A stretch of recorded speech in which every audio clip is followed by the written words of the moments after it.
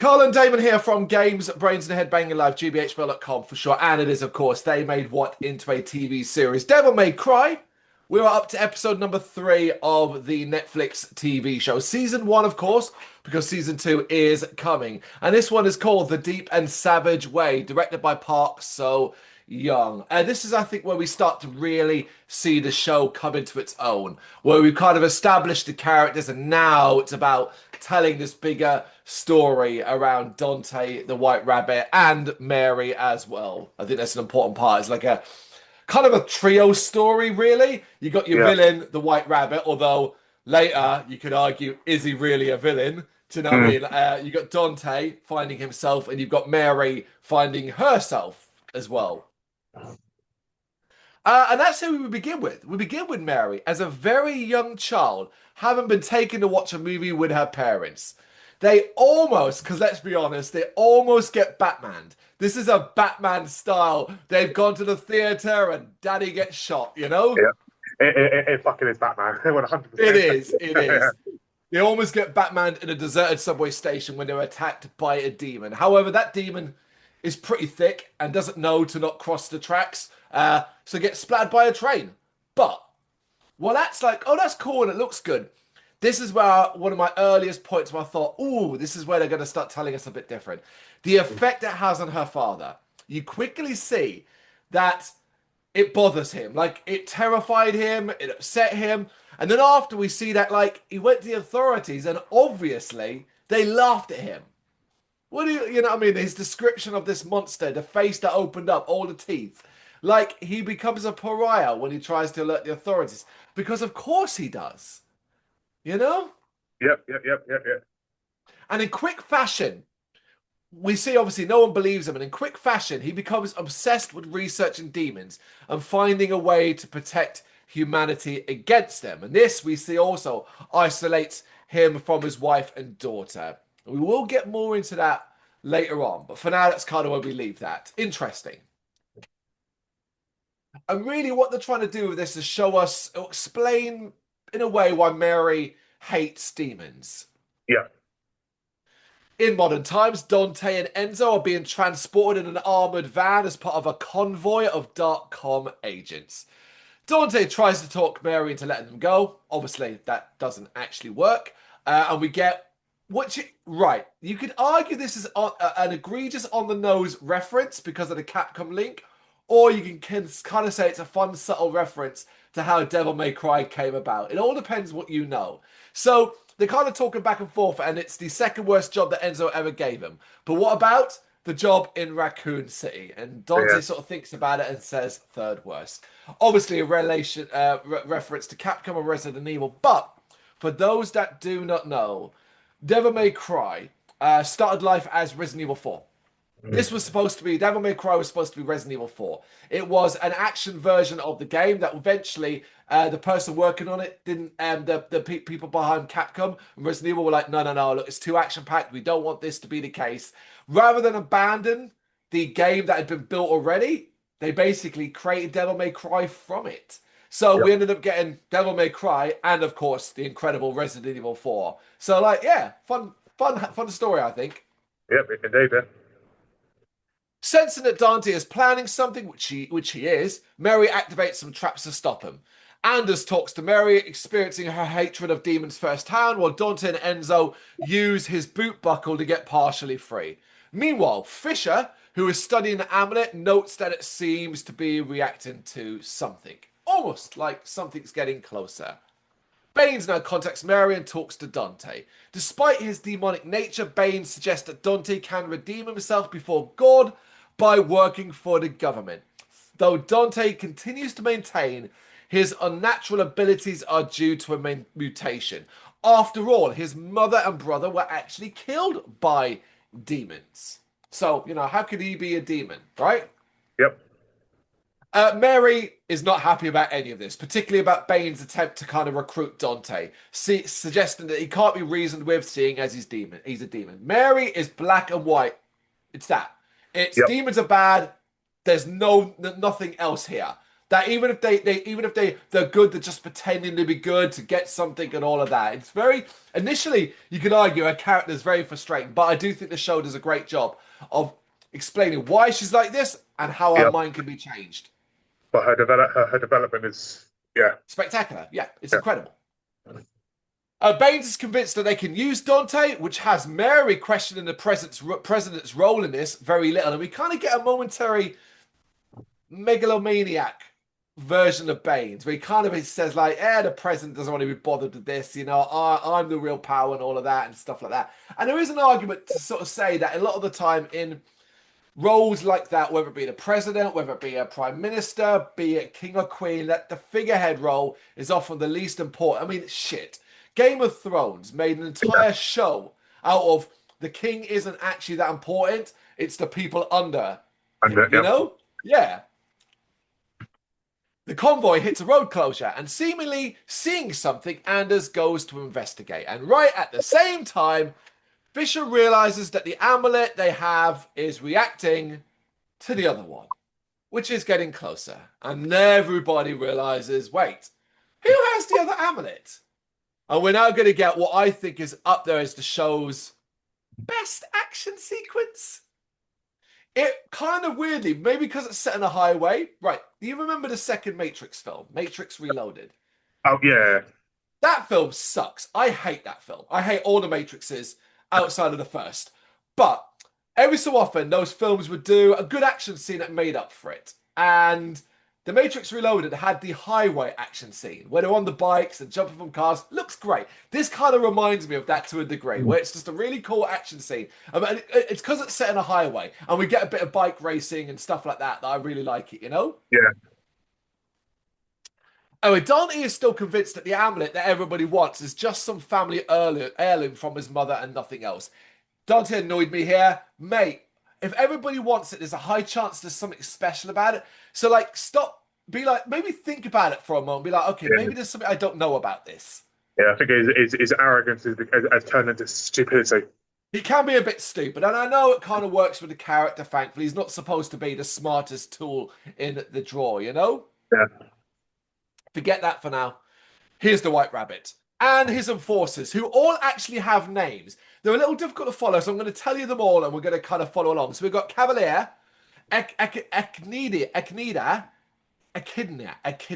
Echidnia, like yeah, Knuckles. Knuckles yeah, the Echidnia. Yes, Plasma, that's an easy one. Agni and Rudya. And it's an ambush as the convoy is wrecked. A great way to start this. The Darkham agents have no choice but to engage, which leaves Fisher alone. And Anders goes to him demanding the amulet, claiming he can protect it. I mean, I don't think the show was trying to hide the fact that Anders had been taken advantage of. yeah. But like if you weren't sure, you kind of get it here. I mean, it's pretty obvious, but to be fair, but yeah, Yeah. The thing is, I don't think the show was trying to hide it. I think it was no, like, no. look, we know you know. And the White Rabbit engages, and we see that he's a bit of a special kind of monster, able to easily put down even the stronger Darkham agents, which is important. You're going to have a villain, right? You got to make him strong. Yeah, But he's after bigger fish, arriving in Fisher's van where Anders now is the amulet. Anders is now officially revealed as a double agent and reveals that the rabbit basically threatened his family. So to save them, he willingly gives them Dante's amulet. So that was the deal. The White Rabbit spared him, revealed that he knew about Anders' family, in fact, his kids, and basically was like, look, you're going to do this or I'm going to kill them. Now, of course, the argument, and even Fisher makes it, it's like, well, your family's going to be dead anyway if you give them the bloody amulet. But I get it. Sometimes you're not thinking bigger picture, and the smaller picture is more important, particularly when you've seen what the White Rabbit can do. yeah. I mean, I get it from that perspective, but then he could be thinking, oh, well, yeah, he might get it, but then he might get stopped. So there's other options. Yeah, you're absolutely right. It doesn't necessarily mean the end. I agree with what you're saying there. Meanwhile, Darkcom are battling the demons and Mary putting up the best fight she can. And it's what I like about this, right? It's quite funny here to see the demons arguing amongst themselves and things like that. I like the fact that they're not just goons. We kind of get some personalities from these demons. And Yeah, actually, in a couple of episodes' time, we really do get to know them. And particularly, even from an emotional yeah, perspective.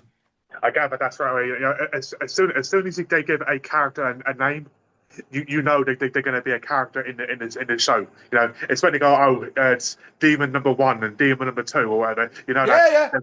they'll be Goons. dead in a second. Yeah. The brothers are particularly cool.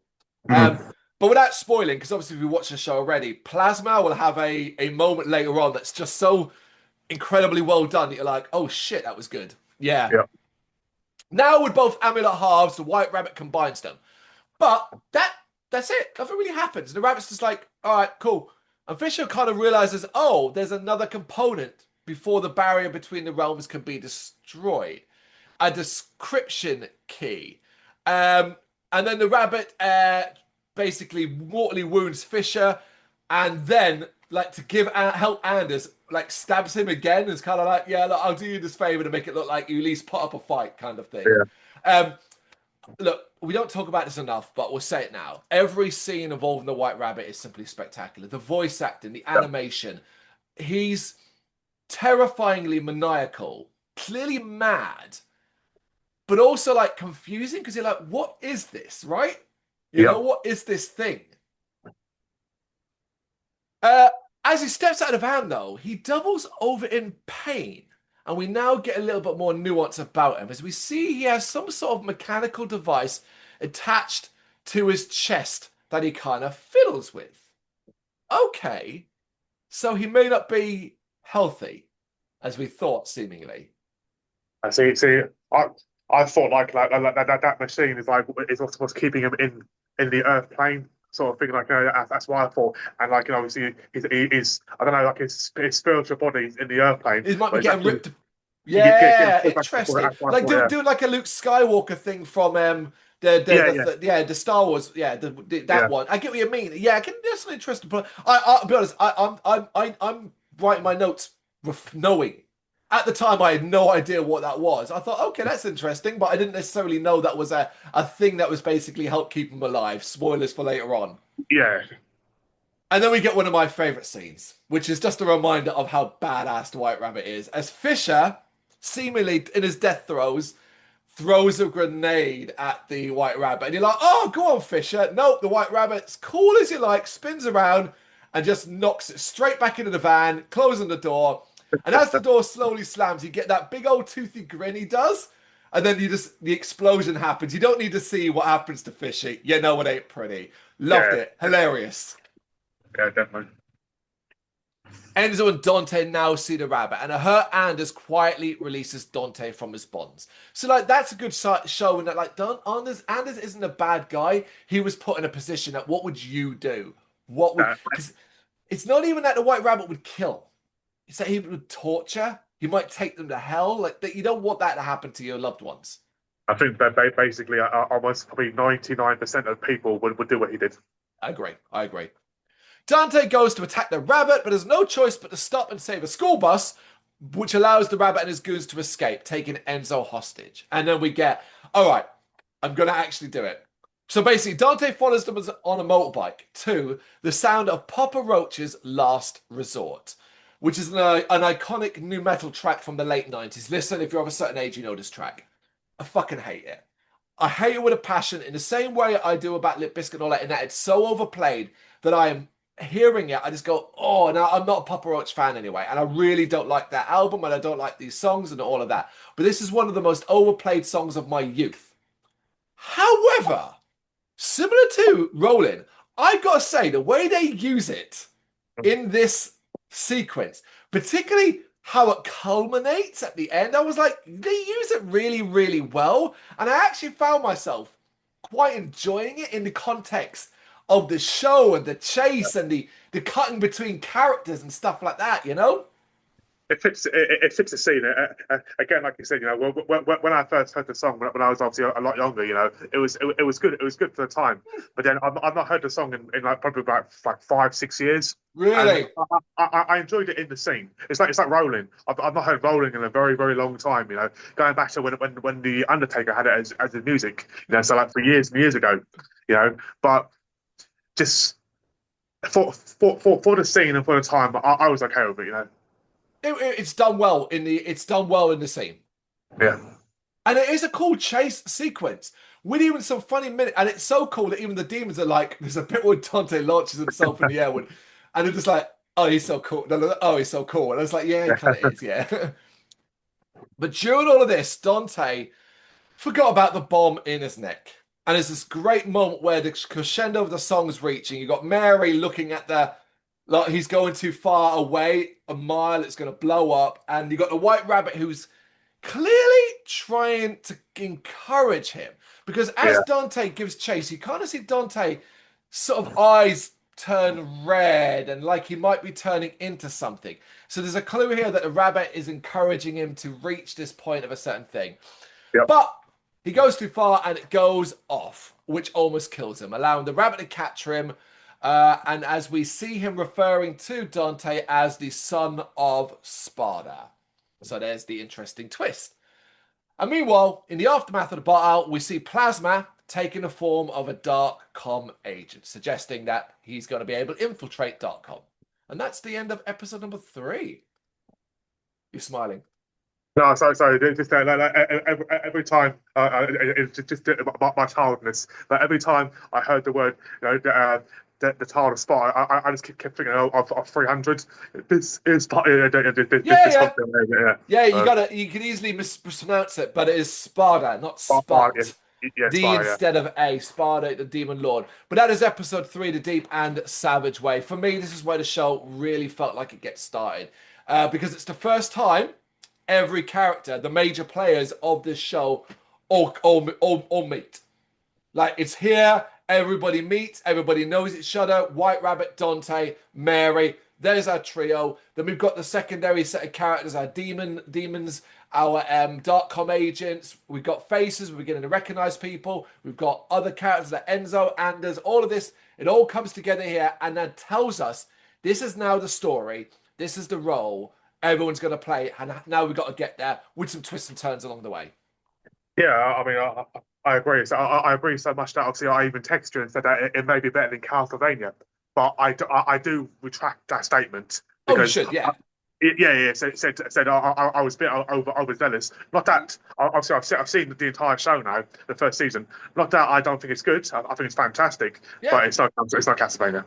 Yeah, I mean the comparative is not is very easy to make. But yeah, like when he said that, I was like, yeah, you've kind of got caught up with the in the Yeah, post, the glow and stuff like that. It is a great show, and episodes like this to me kind of prove it and kind of showcase that it's still not the best we're going to get from this season. That's later on, but it felt like yeah, okay, this is going to be something, and I was now invested, and I wanted to see where this goes next. You know. I was about to say Castlevania. Devil May Cry, Season 1, Episode 3, The Deep and Savage Way. You got any thoughts on this episode you want to share? Obviously, know what to do. Let us know in the comments. Thank you very much for watching. If you've enjoyed what you've seen, please consider hitting that like and subscribe button. It does help us out. You can find us at gbhbl.com and across all social media platforms. And if you really want to give us a bit of extra support, please consider buying us a cup of coffee over on our coffee page. Thank you.